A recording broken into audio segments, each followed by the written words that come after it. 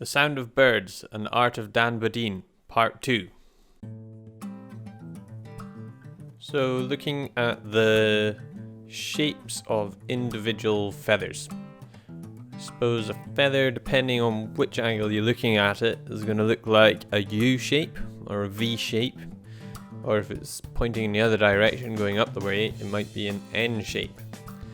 Now, what I was doing was just trying to look in each square and see what feathers were clearly defined, usually by the shadows underneath them, so where there's a bit of tone. And then also sometimes, if you can remember, thinking about the middle of the feathers too. So just trying to get in the structure and the direction of the feathers is important. It's not random. Don't put these things in randomly.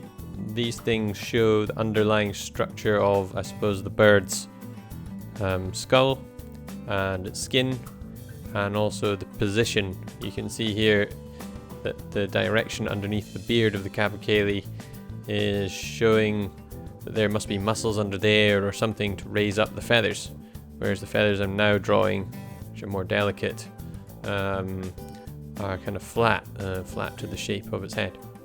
So you can see I've been trying to put in the middle of some of the feathers as well. That's an important thing to do. And as you're doing this, you're looking at the darker areas and just trying to focus on it. Some pictures this will be more relevant, other pictures it won't be.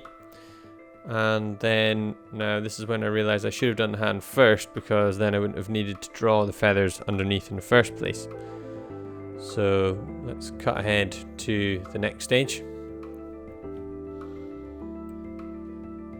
So looking at the shadows underneath the feathers, I am using a simple pressing hard technique where I'm doing almost like long L shapes that are all looped together, and that's the way I'm shading here.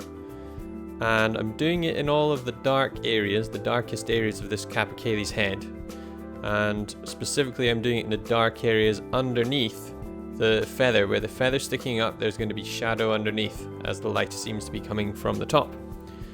So as I'm doing that, I'm going to fill in all of the kind of textures and patterns, but also using the shading technique creates a bit of texture, which helps us with the rendering of it.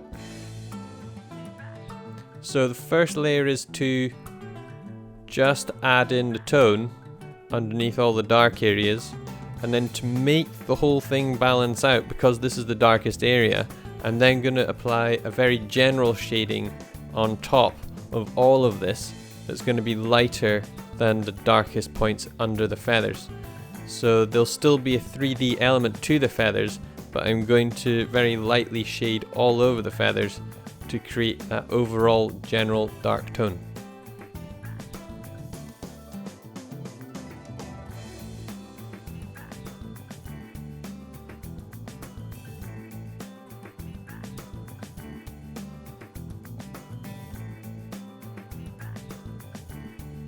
This is the place where I now start to shade on top of the place where I've already added tone. You can see that's just now creating overall a general dark tone, and the shadows are still looking darker than my shading. For the smaller feathers, the feathers that you can barely see, that are mainly just creating tone, I recommend you start to use small loops, little loops like little squint zeros or O's, and you're squashing them together to create, like this area here, to now create a sense of continuous feather structure.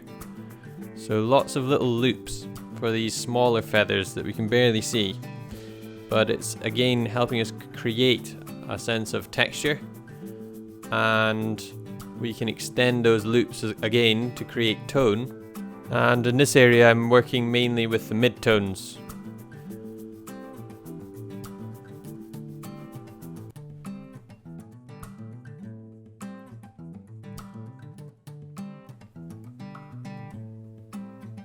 So now trying to finish rendering, drawing most of the feathers on the capercaillie's head. So the only thing that's going to be left now will be the hands.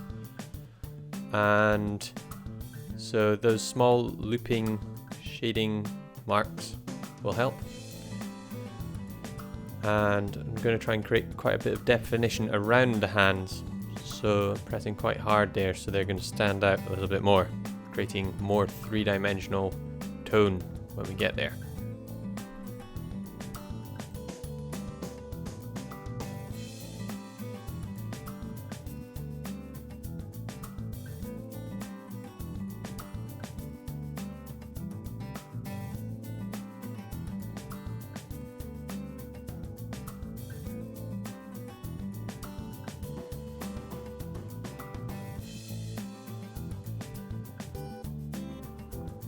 When drawing the eye, we want to make sure we've got a sharp pencil, and we're going to very carefully look at the picture and position of light and dark areas of the eye. Might need to use a rubber there too. And now for the beak. So starting to render that quite simply, but then there's going to be some texture, some shadow rather, that's going to describe the form of the beak. And at this stage also, I am just, as you can see, going around now, readdressing, carefully judging all the tonal areas that I've been to, neatening things up, and now returning back to the beak for some final rendering of that.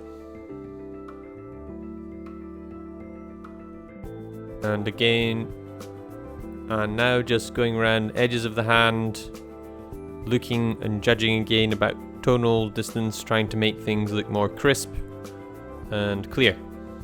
Okay, so that's it for today's lesson. So hopefully you're going to end up with a nice solid shaded bird's head by the end of the day with a lot of texture, and I look forward to seeing the results.